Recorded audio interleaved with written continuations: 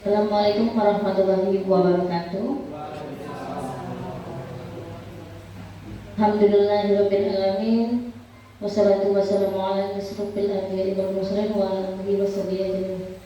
Yang saya hormati Bapak Kepala Sekolah Negeri 201 Palembang beserta seluruh staf Dewan Guru dan administrasi. Terima kasih atas kehadirannya hari ini. Tak lupa puji dan syukur kita panjatkan kehadiran Allah Subhanahu wa taala, karena atas berkat rahmat dan hidayah kita bisa diberikan kesehatan hari ini untuk bisa hadir dalam ruangan ini dalam acara diseminasi budaya positif penerapan modul 1.4 CGP Angkatan 10 Kota Palembang.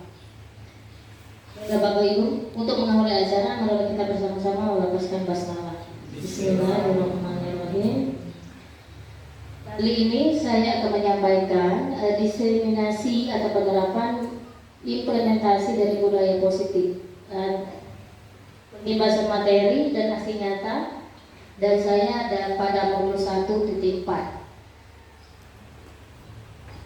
Untuk budaya positif itu adalah nilai-nilai atau kebiasaan-kebiasaan di sekolah yang berpihak kepada peserta didik agar dapat berkembang menjadi pribadi yang kritis, penuh hormat dan bertanggung jawab. Disiplin positif dan nilai-nilai kebajikan dalam budaya positif ini ada 6. Yang pertama disiplin positif dan nilai kebajikan, keyakinan kelas, kemudian kebutuhan dasar manusia, teori motivasi, hukuman dan penghargaan serta restitusi, kemudian segitiga restitusi, dan terakhir adalah posisi kontrol. Dari keenam ini akan kita bahas. Kemudian adanya perubahan paradigma. Pembelajaran dengan paradigma baru merupakan pembelajaran yang dirancang berdasarkan prinsip pembelajaran berdiferensiasi. Mungkin Bapak Ibu sudah mengenal pembelajaran berdiferensiasi pada kurikulum Merdeka. Nah, sehingga peserta didik itu akan belajar sesuai dengan kebutuhannya. Jadi berdasarkan tahap perkembangannya sesuai teori psikologis modern untuk mewujudkan profil pelajar Pancasila. Nah, untuk membangun budaya positif di sekolah perlu menyiapkan lingkungan yang positif juga. Lingkungan yang aman dan nyaman agar peserta didik mampu berpikir, bertindak, mandiri dan bertanggung jawab. Nah, dalam hal ini lazimnya disiplin dikaitkan dengan kontrol. Nah, kontrol guru dalam menghadapi peserta didik. Jadi guru memegang posisi kontrol pada anak didiknya.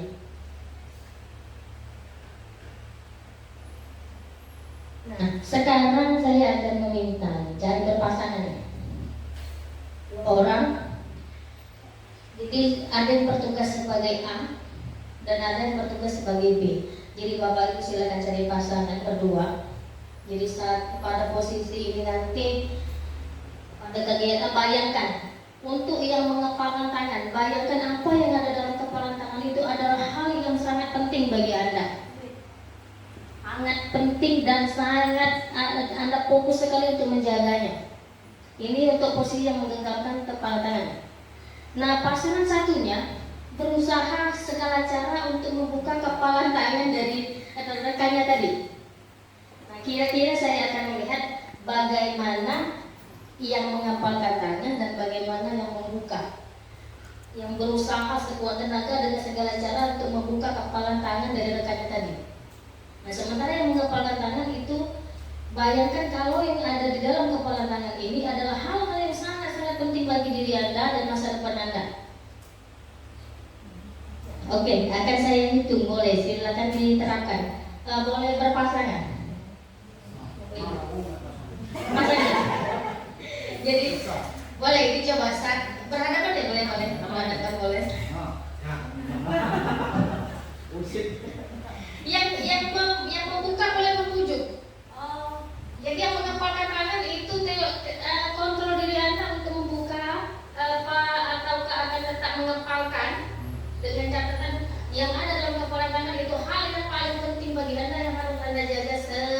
mungkin. Sementara yang satunya harus melakukan segala cara membujuk atau apa saja tindakannya agar si rekan tadi membukakan kepala tangannya. Oke, silakan dicoba. Satu. Ini harapan unggul. Dicoba. Yang rekannya buka pasangan kedua. Siapa yang nak jadi A, siapa yang jadi B?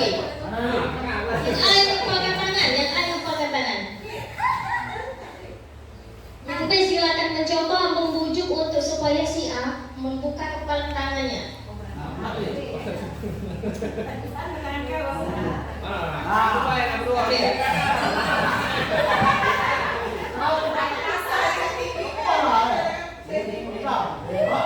Yang B membuka, yang membujuk, yang B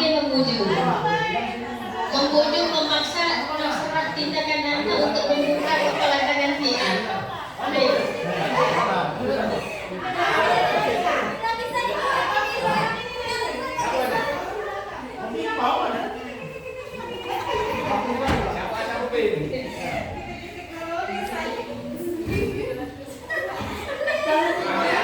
Sekarang dibalik posisinya.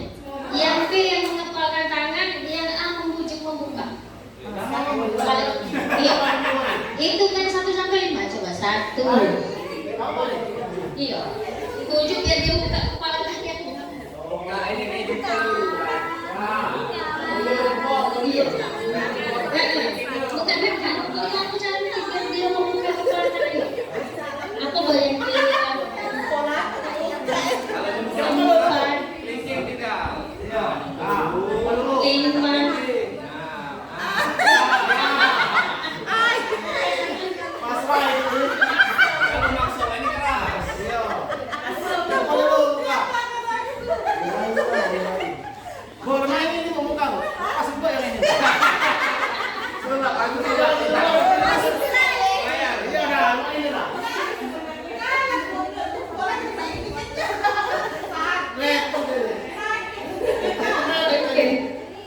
Oke, selesai Bapak Ibu.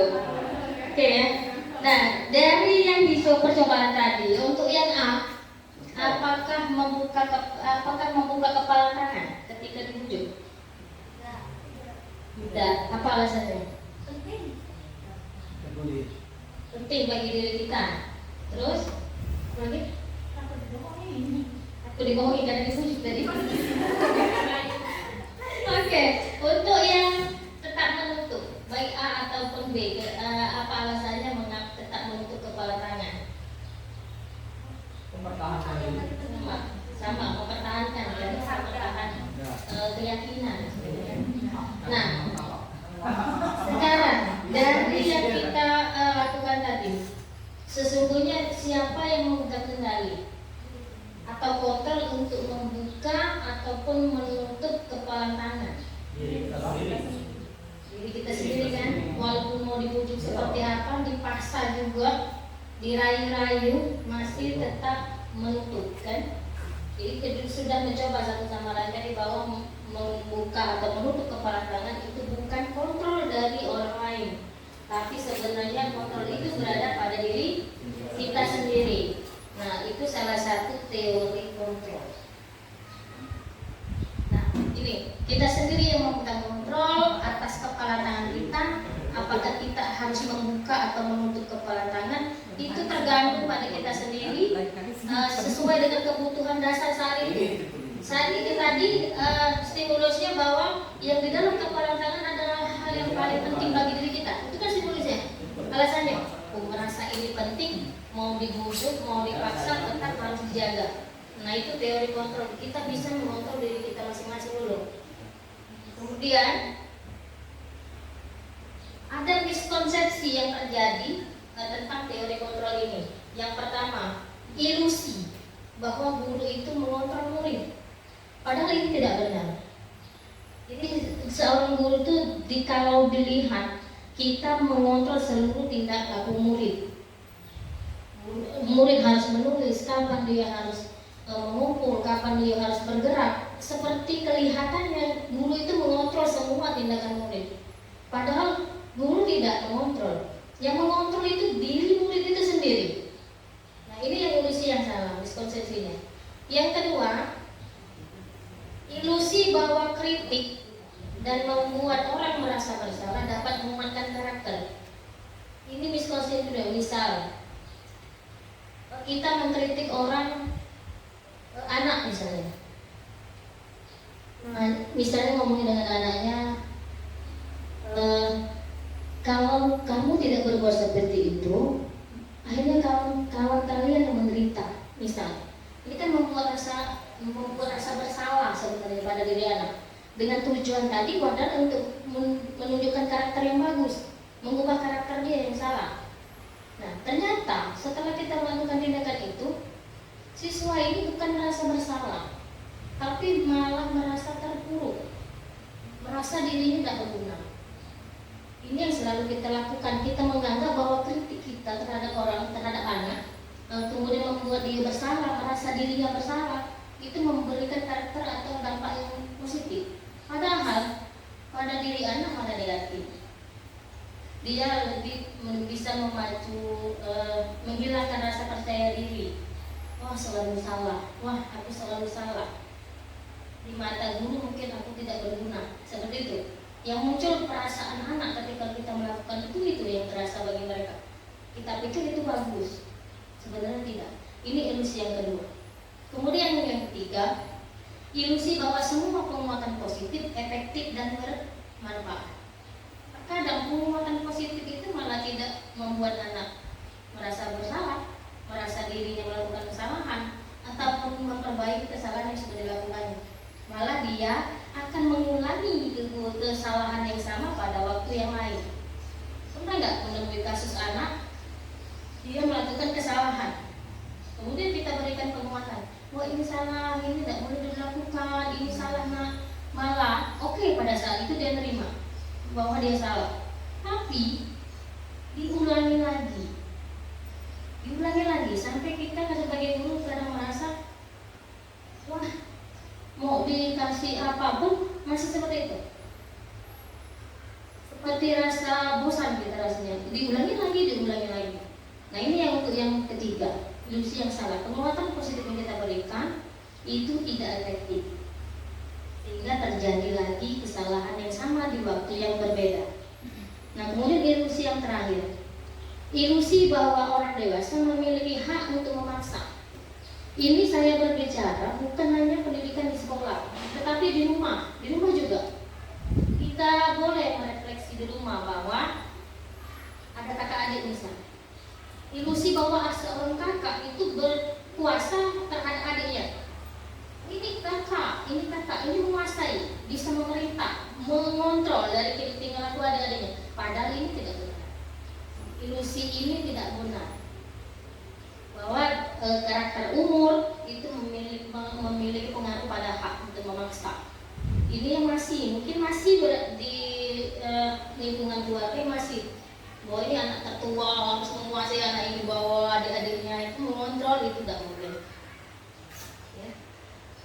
Kemudian untuk perubahan paradigma stimulus respon kepada pendekatan teori kontrol. Nah, kalau kita ingin membuat kemajuan perlahan, sedikit-sedikit, kemudian ubahlah sikap atau perilaku kita. Jadi tidak instan langsung jadi. Kita perlu merubah, tapi bertahap, tapi konsisten, dilakukan secara terus-menerus. Tapi kalau kita ingin memperbaiki cara utama kita, maka kita perlu mengubah kerangka acuan. Jadi ubahlah bagaimana Anda melihat dunia, bagaimana Anda berpikir tentang manusia.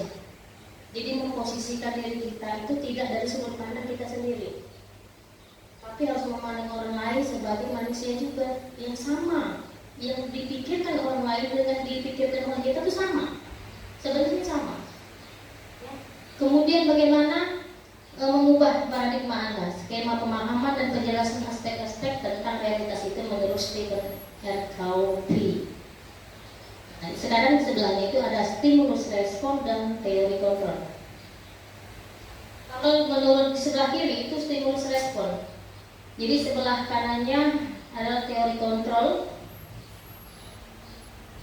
Yang stimulus respon kebutuhan kita sama, memandang bahwa kebutuhan kita sama, itu stimulus respon. Kalau teori kontrol, kebutuhan kita itu beda, perbedaannya. Jadi kita harus merubah paradigma pemikiran kita dari stimulus respon tadi ke teori kontrol. Misal di bagian kebutuhan, bahwa teori stimulus respon tadi bahwa kebutuhan kita itu dipandang sama semua kebutuhannya. Padahal kalau sesuai teori kontrol kita beda, kebutuhannya beda-beda. Kemudian semua orang melihat hal yang sama. Padahal setiap orang kalau melihat sesuatu itu tidak mungkin sama pikirannya. Apa yang dilihat itu gambarannya untuk masing-masing orang berbeda. Misalnya baju ini bagus menurut si A. Kita memandang baju yang sama, model yang sama. Jadi satu orang memandang baju, oh ini bajunya bagus, bajunya modis, kekinian. Bagi yang lain melihatnya mungkin itu biasa saja, bukan style saya. Jadi ini sudah memandang sesuatu yang berbeda.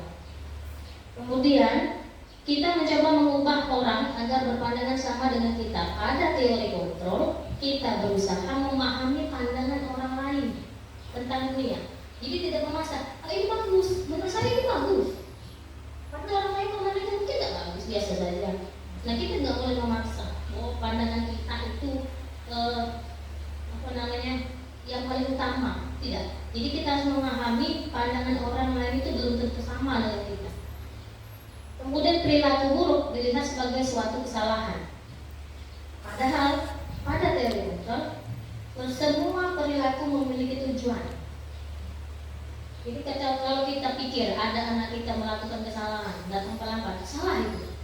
Mungkin seluruh guru akan memandang hal itu salah. Padahal coba dicari sudut pandangnya. Dia telat kenapa? Mungkin sama dia begadang pada orang tuanya. Itu tidak salah.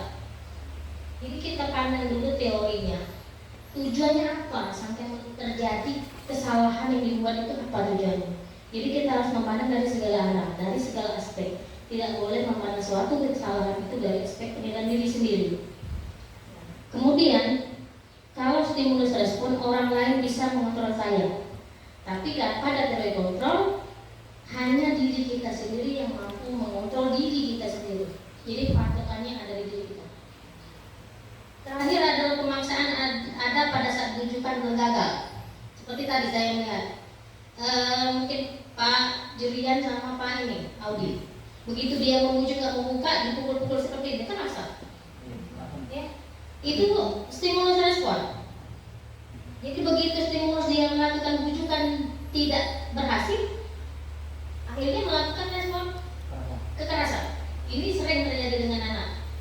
Nah, kemudian pada teori kontrol, kolaborasi dan konsensus menciptakan pilihan-pilihan baru. Jadi dibicarakan dulu ya dengan yang mengatakan sebenarnya apa sih yang disimpan dalam situ, seberapa pentingkah itu bagi kamu, bolehkah saya melihat? Kan jadi ada bujukan yang memang berjalan dua arah, menguntungkan dirinya, begitu juga bagi kita. Kemudian terakhir stimulus respon itu model berpikirnya menang atau kalah. Oh udah buka atau aku yang udah buka apa? So buka itu buka aku menang. Kan tadi membuka kepala tangan kawannya. Nah sekarang kalau di teori kontrol model berpikirnya menang-menang, duanya harus menang, dua-duanya harus diuntungkan. Nah itu teori kontrol. Kalau di stimulus respon tadi dijolo ini pokoknya aku harus buka tangan kau, pokoknya dapat terbuka dengan maksa, dengan membujuk segala tindakan yang dilakukan itu harus tercapai. Itu stimulus respon. Kita harus berubah ke posisi kontrol, bahwa dengan bujukan tadi seberapa penting ini dia kalau membuka kepala tangan, aku juga penting membuka kepala tangan. Jadi sama-sama diuntungkan. Akhirnya ada kesepakatan yang tidak menyakitkan keduanya. Nah ini yang untuk perbedaan stimulus respon kepada pendekatan teori kontrol. Selanjutnya tentang disiplin positif. Nah, untuk mana disiplin? Ini mungkin sebagai dari bahasa ya Bapak Ibu ya, bahwa disiplin itu artinya belajar, mengacu pada disiplin diri yang memiliki tanggung jawab terhadap apa yang dilakukan berdasarkan nilai-nilai yang diyakini. Kemudian disiplin positif ini merupakan salah satu cara penerapan disiplin yang bertujuan untuk menumbuhkan kesadaran serta memberdayakan peserta didik tanpa imbalan, penghargaan atau reward, ancaman dan hukuman.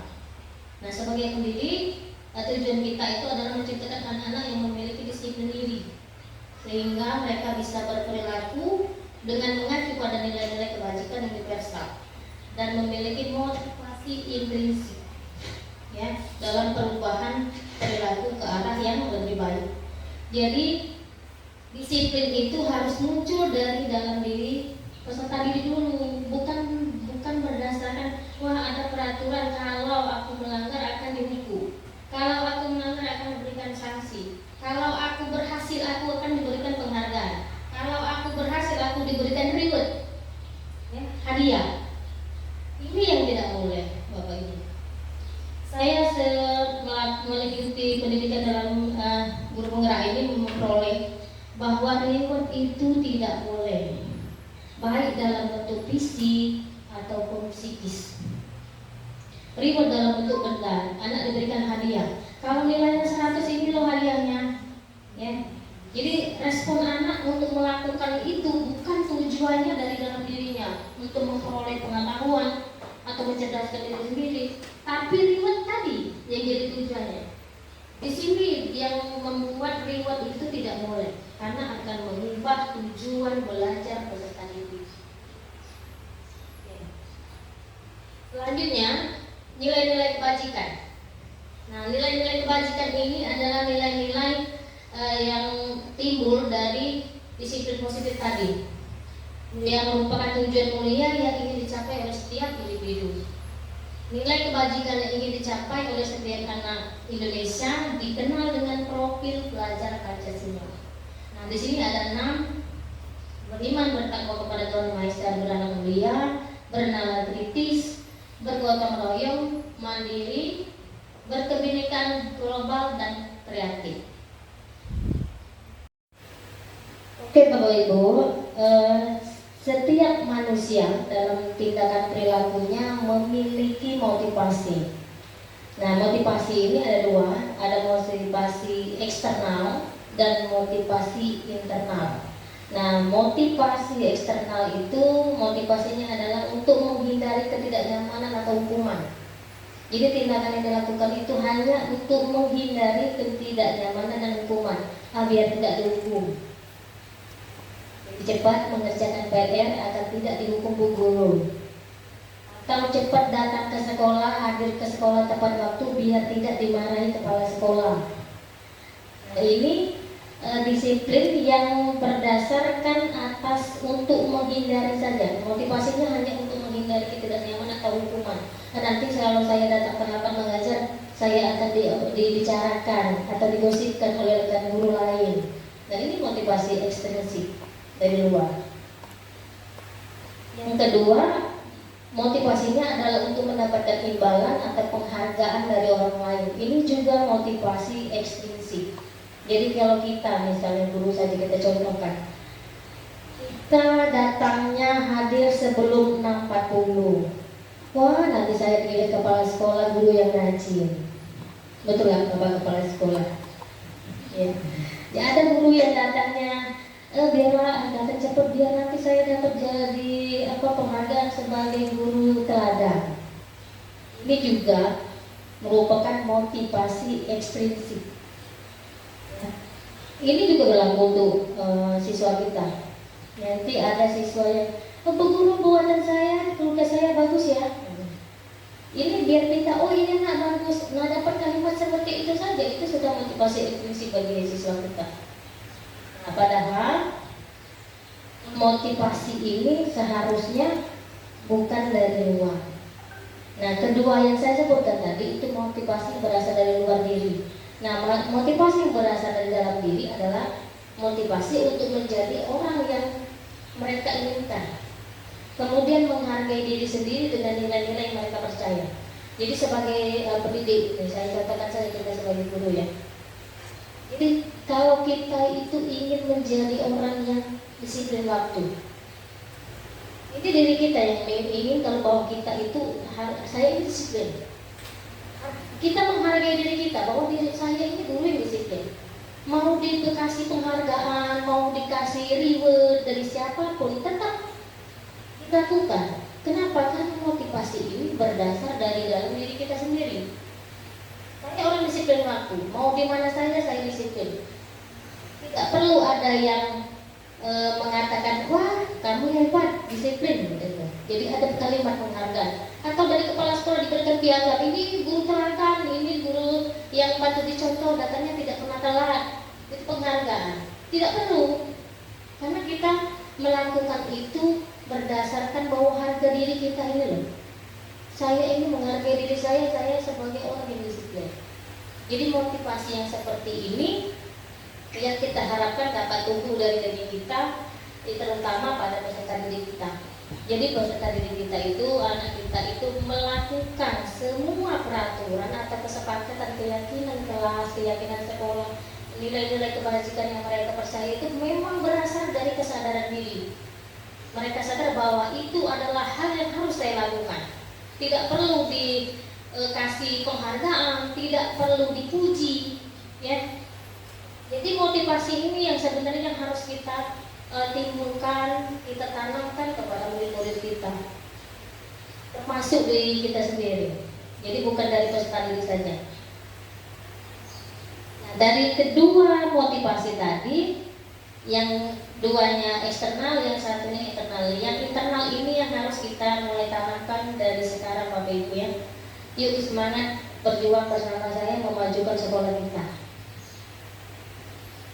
Kemudian mungkin Bapak Ibu pernah mengenal adanya kalimat kata hukuman, mungkin Bapak melihat ya, konsekuensi dan restitusi.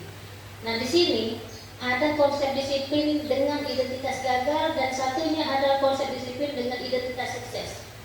Nah untuk identitas gagal adalah pemberian hukuman dan pemberian penghargaan. Ini konsep disiplin dengan identitas gagal. Kenapa saya bilang begitu? Kita sering melakukan pemberian hukuman pada anak yang melakukan kesalahan. Dihukum ini, dihukum itu, diberikan yang bagus, misalnya prestasinya, diberikan penghargaan ini, dikasih reward ini, ya. Ini akan menyebabkan disiplin yang ada itu identitas gagal. Kenapa? Pas untuk yang hukuman itu akan menimbulkan efek menyakitkan. Pertama, pasti siswa kita hukum tidak pernah ketawa, pasti dia merasa tersakiti. Ya walaupun dia tidak ngomong sama gurunya, oh saya sakit hati, ngomong seperti itu misal, tidak akan terucap dari oleh kita. Namun malah mereka mungkin segan. Yang kedua, tidak nyaman pasti. Setiap yang hukum pasti merasa tidak akan nyaman, termasuk kita sebenarnya. Ketiga, akan menimbulkan rasa takut pada murid, takut pada gurunya. Jadi kalau ditanya saja takut menjawab, padahal tidak dihukum, ya. Jadi efek itu akan tertanam lama pada diri anak murid kita, bahkan sampai mereka dewasa, sampai tua. Ini akan tetap tertanam, tidak akan terlupakan. Kemudian ada konsep memaksa kalau dihukum. Kamu berdiri di situ, angkat kaki satu, maksa itu. Ya kan terpaksa, anak harus melakukan, ya paksa lepas sepatu, angkat kaki, itu hukuman. Efek-efek tadi yang tidak diucapkan. Kemudian murid menyembunyikan kesalahan. Kalau dihukum, tidak akan mengakui. Ditanya, kamu ini mencuri ini? Tidak, saya tidak mencuri. Mereka akan menyembunyikan kesalahannya. Kenapa? Karena dia merasa takut akan diberikan hukuman tadi. Terakhir ada murid menjadi rendah diri. Kenapa? Kalau murid kita itu selalu rutinitas dia diberikan hukuman itu terlalu sering, dia rendah diri. Mungkin dia tidak mengungkapkan bahwa dia malu, orang itu mampu, dia terus yang mampu. Karena kita rasa kamu lagi, kan? Nah, kalau diberikan penghargaan, yang pertama tidak akan efektif. Tujuan kita misalnya anak itu dapat nilai poin 100 karena diberi penghargaan. Padahal kita tadi pengennya anak dapat nilai 100 bahwa mereka memang mampu mengerjakan tugas yang kita berikan itu, memang pemahaman dari dirinya. Ini identitas yang salah. Konsep anak itu berubah. Kemudian merusak hubungan, adanya sifat iri. Coba kalau ibu Mary terus yang diberi penghargaan oleh kepala sekolah, yang lain bagaimana rasanya? Iri kan? Cuma tidak ngomong. Jadi begitu juga yang terjadi dengan anak kita. Yang ketiga, mematikan kreativitas. Ya sudah, kalau mau kumpul dapat nilai 100 ya 100, yang penting 100, dapat penghargaan. Jadi kreativitas yang lain itu tidak akan muncul. Di stopnya sendiri, sebenarnya dapat penghargaan sudah. Itu kan yang bikin mereka tidak berkembang. Kemudian menghukum dengan sistem ranking. Nah makanya di guru-guru mereka sistem ranking tidak ada lagi.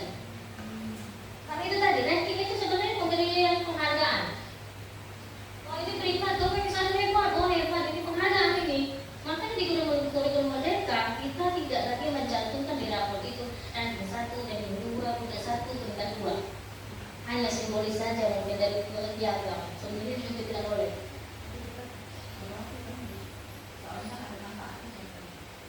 Pilihan kami itu tetap, cuma terkadang efeknya tadi seperti itu, bahwa itu sebenarnya menghukum dengan teori ranking, bahwa anak itu yang penting ranking 1. Mau bagaimana saya mendapatkan nilai sehingga dapat ranking 1, itu tidak kita pikirkan. Yang penting nilainya bagus terus. Dapat dari mana?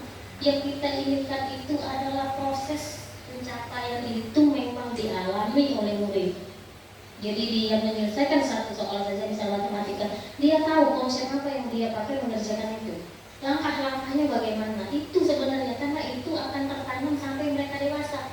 Tidak bakal lupa bahwa konsep ini, teorinya seperti ini, langkah-langkahnya mengerjakan seperti ini. Sepertinya yang kita tujuan kita itu. Karena kita tuh menganggap bahwa dengan anak mencapai nilai 100 pasti mereka bisa mengerjakan. Kita tidak tahu proses mengerjakan itu seperti apa. Mungkin mereka buka HP, cari di Google jawabannya, salin, judulnya menyalin. Karena kita bukan menyalin. Berhasilkah pola pikir mereka menjalankan teori tadi? Ya. Kemudian terakhir, merampas hak menghargai dirinya. Sama tadi, seperti misalnya ranking. Si A itu terusin dapat ranking sudah tidak bisa belajar, pasti dia lagi ranking. Itu yang sering tuh timbul di murid yang lain. Kalau tidak bisa belajar pasti dia lagi ranking, pasti saya lupa. Yang lain udah. Jadi efeknya bukan karena meningkatkan penghargaan, ke anak lain juga mengimbas. Di rumah juga Bapak Ibu, ke anak-anak kita, ke anak yang tua dikasih seperti ini, yang kecil ya. Itu akan ada rasa iri. Ini juga bertindak pada psikologi sana itu, sama dengan siswa juga seperti itu. Ini dia. Setelah kakak saja yang mengerjakan, kan kakak disalin lah. Itu tadi yang muncul di anak-anak kita di rumah. Itu seperti itu. Pola pikir mereka berubah. Nah, kemudian untuk konsep disiplin dengan identitas sukses, ini kebalikan dari yang tadi. Adanya pemberian konsekuensi dan restitusi. Kalau tadi dihukum, dikasih reward, dikasih penghargaan. Sekarang konsekuen dan restitusi. Ini berbeda. Kalau konsekuensi itu penguatannya jangka pendek, kemudian perlu monitoring berkelanjutan, adanya stimulus, murid menghormati peraturan dan kehilangan waktu untuk memenuhi kesalahan. Konsekuensi ini misalnya seperti ini. Ada anak yang terlambat pelajaran olahraga, misal Pauli. Ada anak yang terlambat mengikuti pelajaran Bapak, praktek di lapangan, sehingga Bapak menghukum anak tersebut untuk berlari mengelilingi lapangan. Ini hukuman atau konsekuensi? Konsekuensi. Yang lain? Hukuman atau konsekuensi? Hukuman. Oke. Lagi. Pelajaran apa ya? Ternyata kalau mengerjakan soal saja, matematika misalnya. Kalau tidak menyelesaikan tugas tepat waktu, akan saya hukum membaca, akan saya berikan tugas untuk menghafalkan perkalian 2. Ini saya mengajar matematika.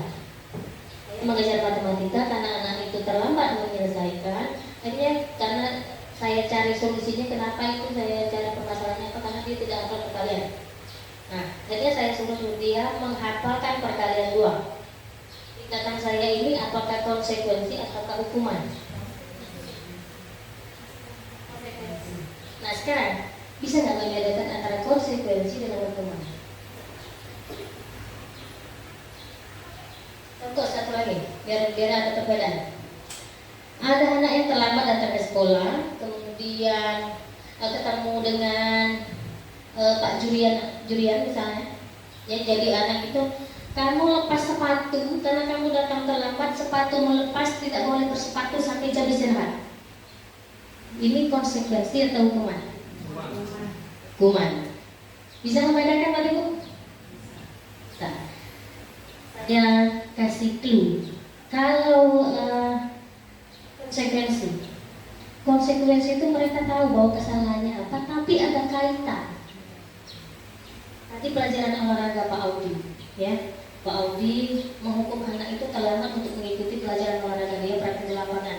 Jadi diberikan tugas dari Pak Audi untuk lari keliling lapangan 2 kali bisa. Apa hubungan tidak lari keliling lapangan dan pelajaran Pak Audi? Ada. Ini konsekuensi namanya. Ada manfaat positif yang diambil untuk mata pelajaran tersebut. Ada kaitan. Kemudian tadi pelajaran matematika, anak itu terlambat mengerjakan tugas, kemudian kesulitan dia dalam perkalian, akhirnya disuruh perkalian dulu hafal. Ada kaitan? Ada. Yang terakhir, kasus ketiga, anak datang terlambat, disuruh lepas sepatu, tidak bisa bersepatu, masuk ke kelas mengikuti pelajaran tanpa sepatu. Konsekuensi atau hukuman? Hukuman. Ada nggak hubungannya? Tidak ada. Malah anak itu akan masuk ke kelas tanpa sepatu, mungkin akan merasa malu, timbul rasa rendah diri dengan temannya. Tidak pakai sepatu, sama sampai jam serang. Sudah itu ini tidak ada efek positifnya dalam belajar, malah akan menimbulkan efek negatif. Ya, jadi Bapak Ibu pahamkan sampai sini bahwa memberikan hukuman dengan konsekuensi itu beda. Lebih bagus yang mana? Konsekuensi, Bapak Ibu ya. Yang terakhir restitusi. Nah, kalau di restitusi dia lagi bertanggung jawab lagi, bahwa murid itu bertanggung jawab untuk perilaku yang dibuat sendiri tanpa adanya paksaan. Kemudian fokus pada pemecahan masalah jangka panjang. Ketika anak melakukan kesalahan, minta solusi dari mereka sendiri. Jadi ke depannya mau seperti apa? Kita melakukan kesalahan. Gitu. Jadi di jangka panjang mereka. Kemudian terakhir murid menghormati dirinya dan orang lain. Jadi dia dipaksa, sebenarnya pemaksaan ini, dia dipaksa menyadari kesalahannya, kemudian juga dengan tidak menjatuhkan harga dirinya. Kita memarahi anak, menghukum anak ada di depan temannya, ini sudah menjatuhkan harga diri. Padahal kita cuma anak SD umur berapa, masa mengganti harga diri? Ada waktu itu. Sama, mereka juga merasakan yang sama, malah akan terlihat, sangat terlihat efeknya. Mereka tidak percaya diri di kelas, tidak bersemangat dalam belajar, itu sudah efeknya. Kan anak-anak yang kelas TK, SMP, SMA saja yang merasakan itu, anak SD lebih lagi. Yang di rumah juga sama. Kita mengajuk dia, kita nggak akan ampuni dia yang di pojokan. Apa nak? Mama ada sayang, kan gitu. Itu yang sudah ada kesalahan yang nggak ada yang dirasakan, ya, tanpa tidak sadari apa yang kita salah buat dengan dia itu sehingga dia seperti itu.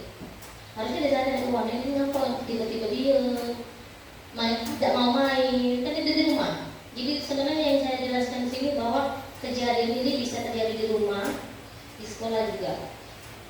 Kemudian teori kontrol, dirinya memegang kontrol, ini tadi saya katakan. Seperti yang kita mengetahui kapan kita harus menutup, itu kita yang mengontrol. Kapan kita mau buka, dibuka. Nggak bisa dipengaruhi orang lain, dipaksa oleh orang lain. Kemudian kadang-kadang murid bersemangat memperbaiki kesalahan.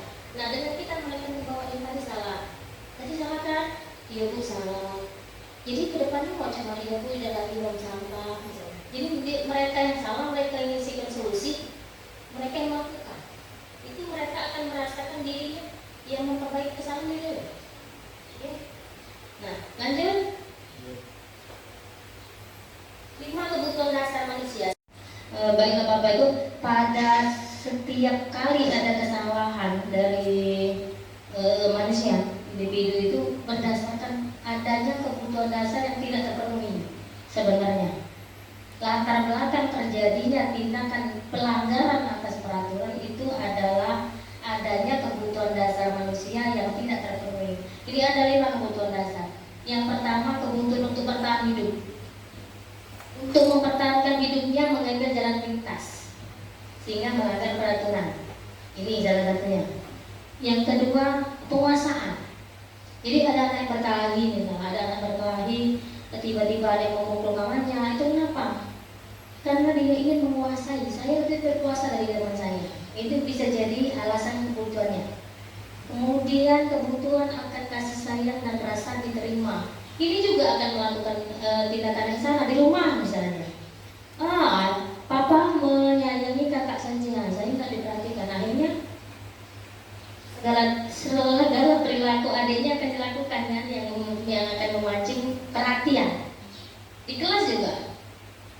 jadi temannya terganggu, temannya dalam belajar apa? Mungkin gurunya tidak perhatikan dia. Gurunya lebih memperhatikan temannya yang lebih rajin ke depan misalnya. Sementara dia, oh saya nggak dilirik. Saya nggak dilirik ini, kenapa? Bapak Ibu guru memilih-pilih kasih. Saya nggak diperhatikan. Sehingga dia akan mencari tindakan, sehingga kita akan memperhatikan dia. Ini kebutuhan akan rasa kasih sayang dan rasa diterima. Kemudian kebutuhan akan kesenangan. Ada anak yang senang ketika dia menyakiti temannya, dia senang apa? Kita akan panggil dia. Apa kamu mengganggu temanmu misalnya? Oh asik, saya diajak bu guru ngobrol. Selama ini nggak pernah diajak ngobrol. Yang diajak ngobrol cuma yang itu saja. Akhirnya dia mengganggu temannya, senang dia kan? Akhirnya dia diperhatikan.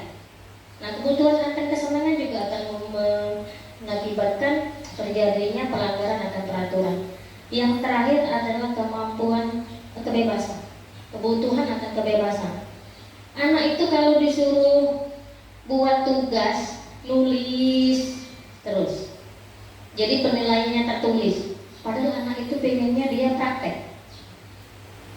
Akhirnya nggak nulis deh. Temannya ngumpul dia tidak. Kenapa? Kita harusnya mencari. Kenapa nih kamu tidak ngumpul? Oh, aku capek, nulis terus. Kok ditelusuri? Ternyata anak ini punya kemampuan kinestetik. Dia lebih kegerak. Mudah Bapak Ibu untuk mengetahui ciri-ciri anak yang punya kemampuan di kinestetik. Contohnya saja nih, kita suruh nulis, seluruhnya nulis, dia di bawah, lonjoran di lantai nulis. Paling sebentar, di situ dia sambil guling-guling nulis. Kenapa nggak di meja, di kursi, kan ada kursi bagus, ada bagus. Nggak, nyaman di sini bu, enak di sini nulis. Kadang ke depan sini nulis, biarkan. Ini ciri-ciri anak yang kinestetik. Dia nggak mau diam. Jadi kita suruh duduk, manis di situ nulis. Tidak. Kalau ada anak di kelas Bapak Ibu yang belajarnya sama mereka pindah-pindah, duduk di belakang situ, dia nulis, mengerjakan, tapi di belakang situ sama berbaring. Nah ini anak-anak yang memiliki kemampuan di bidang kinestetik. Jadi kita juga seharusnya memberikan penilaian dan pembelajaran dengan kemampuan mereka tadi. Jadi pembelajaran berdiferensiasi ini. Mungkin kita akan bahas nanti. Selanjutnya 5 posisi kontrol restitusi. Nah, coba kita refleksi dulu Bapak Ibu. Sebenarnya posisi Bapak Ibu di bagian mana? Posisi yang pertama sebagai penghukum. Pernah nggak di posisi pertama? Ada Bapak Ibu? Pernah? Pernah menghukum? Pernah. Saya rasa sudah pernah. Seluruhnya rasanya. Walaupun yang Bapak Jelian juga saya rasa sudah pernah sebagai penghukum. Posisinya memberikan hukuman. Yang kedua sebagai pembuat rasa bersalah. Kalau penghukum tadi dia dengan jelas-jelas memberikan hukuman. Setiap ada kesalahan, setiap ada pelanggaran akan peraturan, maka dia akan memberikan hukuman. Terlambat, sudah kamu terlambat, kamu berdiri di situ 3 jam. Misal, ada lagi yang terlambat, kamu berdiri di bawah tiang bendera. Saya juga pernah dulu di situ. Terlambat, berdiri di tiang bendera. Pejam. Saya pernah dengan hukum. Jadi penghukuman itu saya rasa untuk kita pernah melakukannya. Sebagai penghukum ini kita menggunakan hukuman fisik, kadang juga menggunakan secara verbal, dengan bahasa, dengan ucapan. Ini juga menghukum. Misalnya guru menerapkan itu mengucapkan misalnya, saya yang mengatur, kamu harus menurut. Nah itu dengan kata-kata. Menghukum dengan kata-kata. Saya yang punya aturan, ini kelas saya yang mengatur. Saya yang gurunya, saya gurunya, kamu murid kan? Nah saya yang menghukum, saya yang mengatur. Kamu harus patuh. Itu menghukum dengan verbal. Kalau tadi dengan fisik, mau berdiri di bawah tiang bendera itu penghukuman secara fisik. Mungkin pernah mengalami juga ketika sekolah dulu Bapak, ya. Nah yang kedua pembuat rasa bersalah. Pembuat rasa bersalah itu posisinya guru itu bersuara lebih lembut biasanya. Aduh, kamu nggak kasihan ya dengan ibu? Ibu kan sudah capek ngajarin seperti itu, nggak bisa. Nanti ibu kena marah oleh kepala sekolah kalau kamu nggak ngerti. Dengan kata-kata seperti ini, anak itu kita buat merasa bersalah. Ini kamu lari-lari kenapa? Nanti kamu ribut, nanti saya ibu yang kena marah bapak kepala sekolah kamu ribut. Ini pengucapan ketika posisi kontrol kita sebagai pembuat rasa bersalah. Ini lembut nyampainya, tidak keras seperti penghukum tadi. Dia lebih lembut.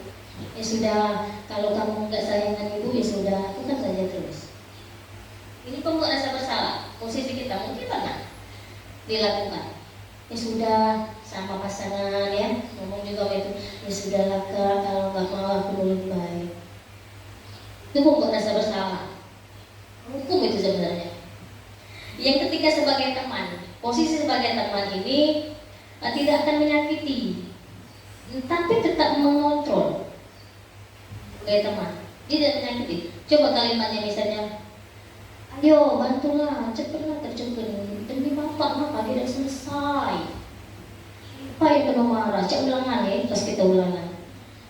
Di pengawas ruang nih, bapak ibu ceritanya di pengawas ruang. Anaknya belum kumpul-kumpul, belum selesai mengerjakan soal. Nah akhirnya dia ngomong, bapak gurunya, ayo nak cepat kerjakan, kesian lah bapak sama ibu mau ngantar anak, jemput anak bapak, cepat lah no. Ini sebagai teman, ini posisi kontrol sebagai teman. Mungkin pernah ngalami, belum tahu judulnya, ini posisi kontrol sebagai teman. Ya. Yang keempat sebagai pemantau. Nah pemantau ini lebih mengawasi. Jadi kita tuh bertanggung jawab atas perilaku orang yang kita awasi. Jadi dengan anak itu bisa kalimatnya ada yang salah, mereka berbuat salah, kita tinggal nanya, peraturan kita apa? Tidak bukan peraturan sekolah kita. Kita bertanya gitu. Terus apa yang sudah kamu kerjakan ini?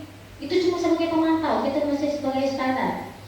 Tapi tetap mengontrol perilaku murid. Nah yang terakhir, nah ini sebenarnya perilaku yang posisi kita yang sebagusnya. Ini sebagai manajer.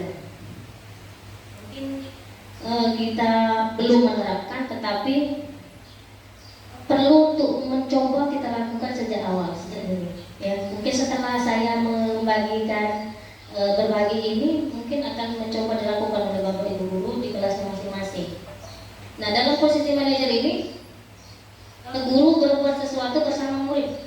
Jadi mempersilakan murid mempertanggungjawabkan perbuatannya, kemudian mendukungnya untuk menemukan solusi apa yang sehingga apa penyebab dia melakukan kesalahan, terus solusinya bagaimana.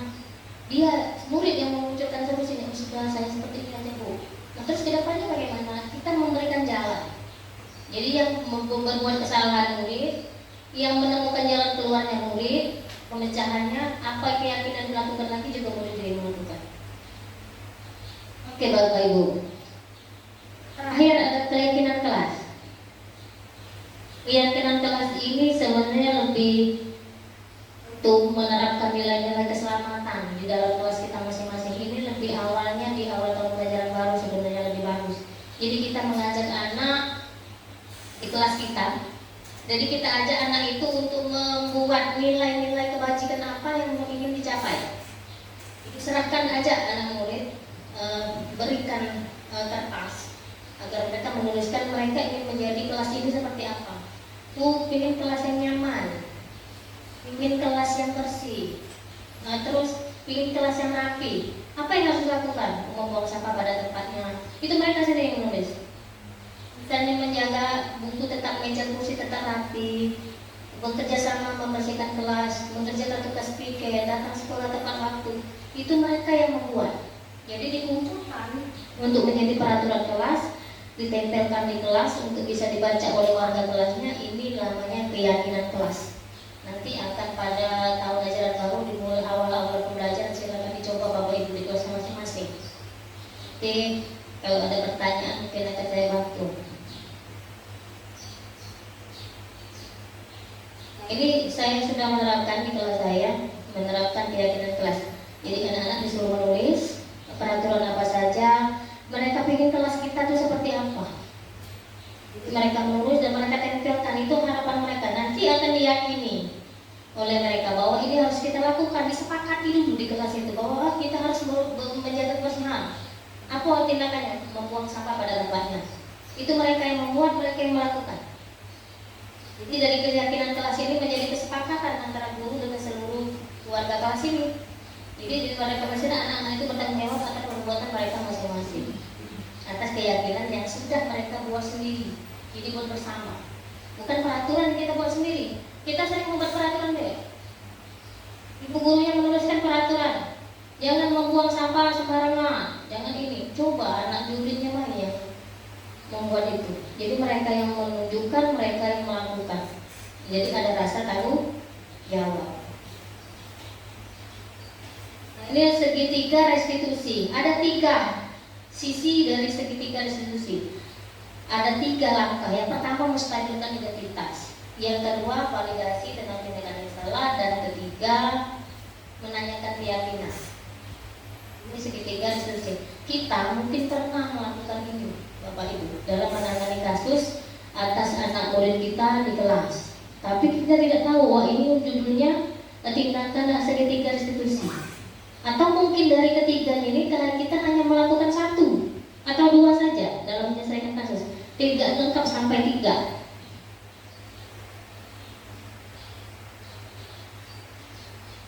Ini tindakan yang akan kita lakukan pada masing-masing tahapan yang menstabilkan identitas. Ini bagian dasar. Jadi kita mengubah identitas anak dari orang yang datang dan melakukan kesalahan menjadi orang sukses. Yang kedua, memvalidasi tindakan yang salah. Jadi tindakan manusia baik atau buruk pasti ada maksud dan tujuan. Mau dia berbuat salah atau baik itu ada tujuannya, ada alasannya. Jadi seorang guru dalam memahami teori kontrol harus mengubah pandangan kita bahwa tidak semua yang berbuat salah itu salah. Jadi kita harus memandang bahwa ada anak yang berbuat kesalahan, pasti mereka ini ada alasannya melakukan itu. Tidak mungkin hanya terjadi begitu saja. Jadi kita harus memandang dari situ. Yang ketiga tadi adalah menanyakan keyakinan. Jadi kita akan memunculkan motivasi internal pada anak. Setelah langkah 1 dan 2, maka anak akan menghubungkan nilai yang dia percaya dan menjadi orang yang dia inginkan. Nah, ini salah satunya.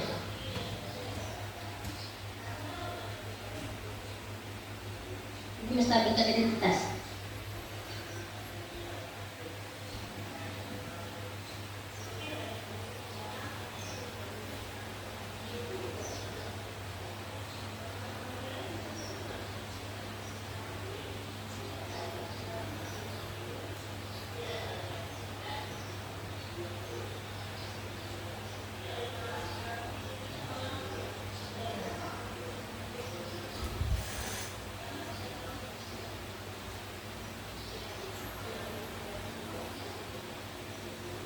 Pada tahap yang pertama tadi menstabilkan identitas. Jadi begitu anak melakukan kesalahan, kita itu sebenarnya tidak langsung menyalahkan, kan kamu sudah bersalah nih berbuat seperti ini, tidak. Jadi kita menstabilkan dulu identitas mereka. Mereka emosi. Setelah melakukan kesalahan itu mereka kadang masih emosi. Jadi kita stabilkan dulu. Kita panggil misalnya, ini kenapa ibu panggil? Tahu nggak kenapa ibu panggil? Ya Bu, misalnya saya begini. Kita benarkan dulu, kita hargai dulu. Oh iya, setiap orang itu pernah berbuat salah. Ibu pernah berbuat salah, teman-teman yang lain mungkin pernah berbuat salah. Itu menstabilkan. Jadi dia tadi setelah merasa bersalah, masih emosi, bisa sudah mukul kawannya, dipanggil. Kita masih panas tuh, masih emosi. Kita langsung mentak, langsung hukum, langsung dorong, langsung mentak. Jadi dengan menstabilkan identitas, emosinya terkontrol. Kita redam dulu. Nah, setelah dari menstabilkan identitas, baru kita memvalidasi ketindakan yang salah. Jadi setelah ya Bu, saya tadi mukul teman, emosi Bu, nah gitu. Jadi setelah kita melakukan itu tadi menstabilkan identitas, baru kita melakukan validasi. Oh, tindakan tadi salah. Langkah yang ketiga adalah menanyakan keyakinan. Jadi setelah menstabilkan identitas tadi, kita memvalidasi bahwa tindakan yang dilakukan kemudian menanyakan keyakinan. Coba dari keyakinan kelas yang tadi ditarik. Tadi kita sudah buat keyakinan kelas, jadi ditanyakan kita anak. Nah, tadi kita kan sudah buat keyakinan kelas. Kira-kira yang kamu langgar yang mana? Iya bu, menghargai teman misalnya. Dari kan mukul kawan kasusnya. Oh iya bu, saya tidak menghargai teman. Oke. Kamu sadar sudah berbuat salah. Iya bu, misalnya saya salah. Terus kedepannya mau bagaimana? Saya tidak akan memukul teman lagi, menghargai teman. Terus apa lagi? Ini menanyakan keyakinan judulnya. Nah, setelah sampai di situ, siswa akan menyadari bahwa dia salah. Dia juga yang akan melakukan perbaikannya ke depan. Jadi iya bu, nanti saya tidak akan lagi memukul teman. Saya akan lebih menghargai teman. Seperti itu. Itu prakteknya Bapak Ibu. Tapi semua ini patut untuk kita coba, ya. Ini refleksi dari murid yang sudah diajak untuk melakukan segitiga restitusi. Kelewatkan, ya. Oke, sampai di sini ada yang mau bertanya? Silakan. Ya.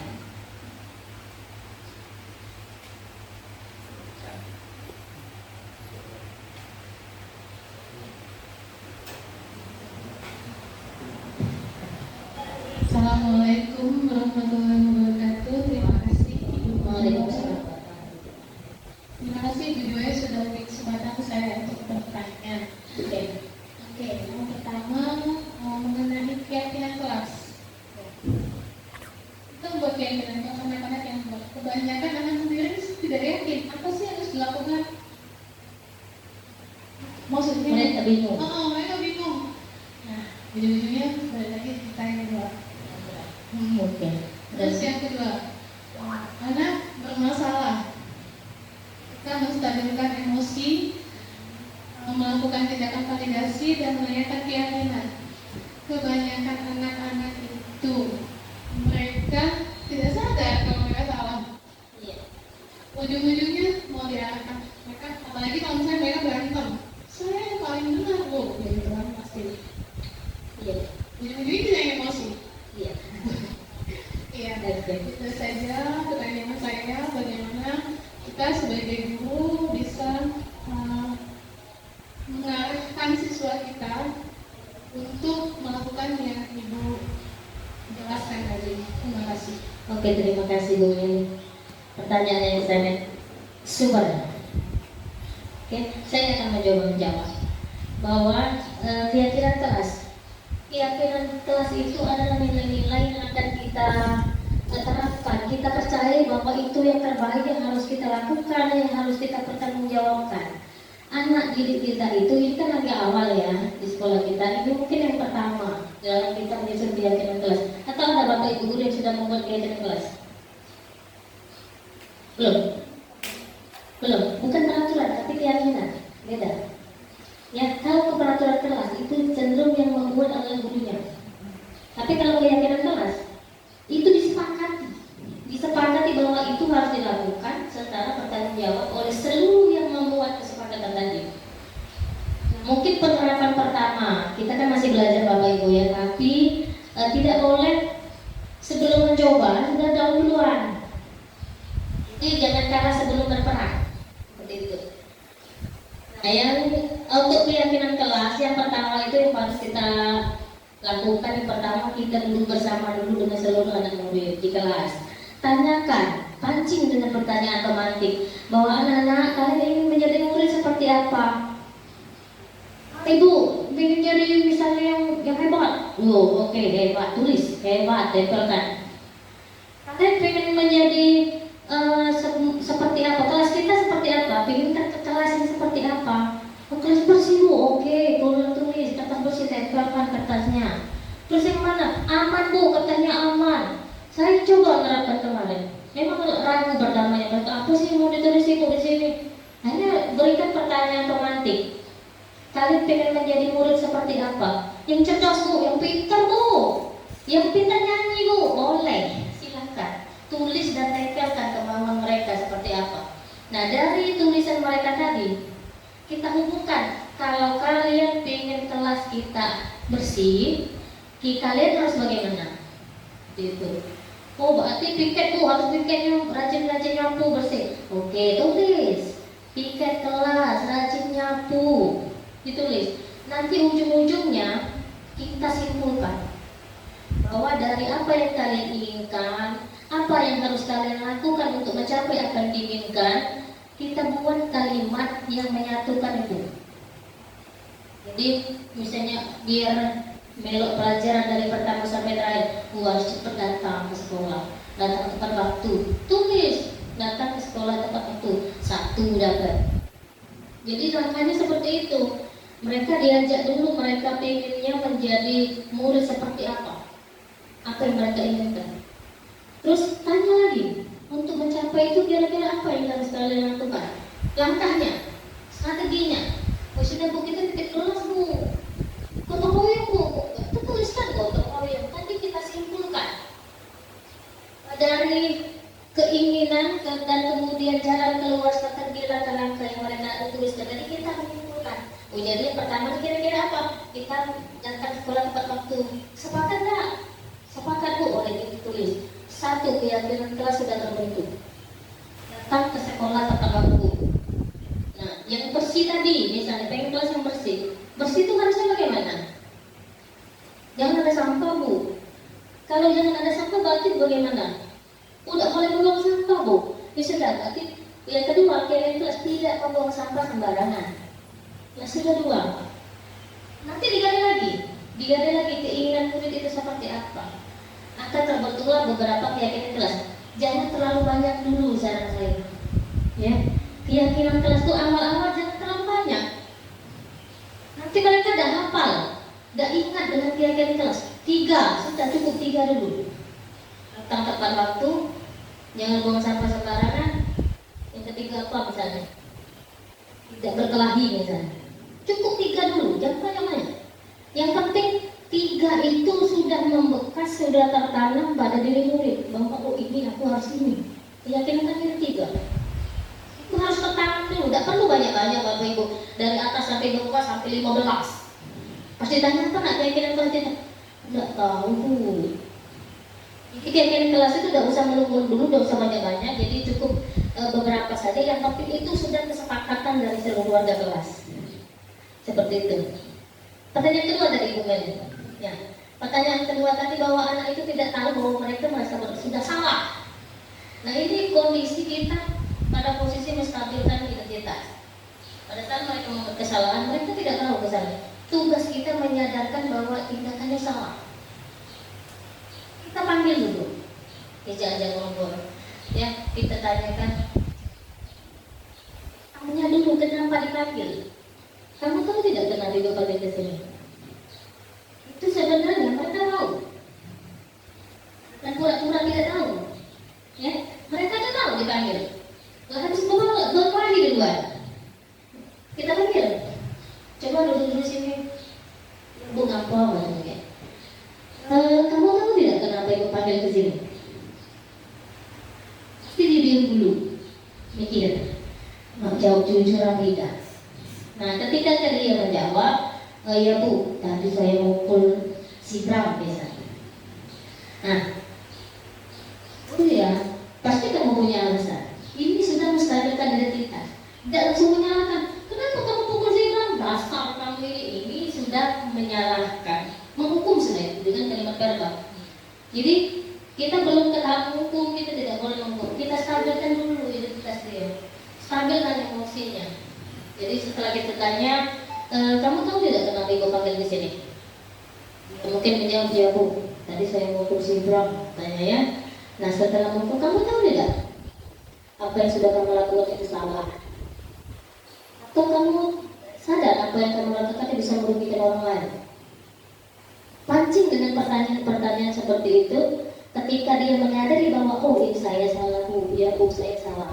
Nah ketika ada validasi yang salah tadi, baru kita nanam keyakinan kelas tadi bahwa kita harus saling menghargai sesama teman. Balik lagi keyakinan yang sudah terbuat. Jadi kira-kira keyakinan kelas yang mana yang sudah terada?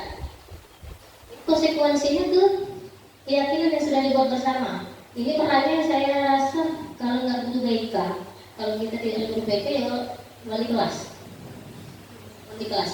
yang berperan. Jadi setelah dia melakukan bahwa tindakannya salah, dia mengaitkan kesalahannya dengan keyakinan kelas yang sudah disepakati. Ya Bu, saya melanggar keyakinan kelasnya ini. Nah terus bagaimana langkah kamu ke depan? Apa yang kamu lakukan? Saya tidak akan memukul lagi. Saya akan lebih menghargai teman misalnya. Nah di sini sudah berhasil ketika sisi segitiga restitusi. Sebenarnya ini sudah sering kita lakukan, cuma tidak sampai 3 sisi. Karena tidak salah. Ya sudah, jangan dinilai lagi ya. Nah, sama dari situ kan biasanya. Tapi kita tidak menyayankan bahwa dia nilai keyakinan yang dibuat tadi, dengan peraturan yang dilanggar. Jadi menurut Bapak Ibu mungkin dari sini ke depan mau mencoba di segitiga restitusi ini akan dirasakan akibatnya. Efek ke anak bagaimana? Hubungan yang terjadi ketika segitiga restitusi ini terjadi, apakah ada perubahan? Kalau saya mengajar itu, terutama siswa yang sudah dewasa dan SMP, mereka lebih dekat. Kalau pakai segitiga restitusi, mereka lebih dekat dengan kita.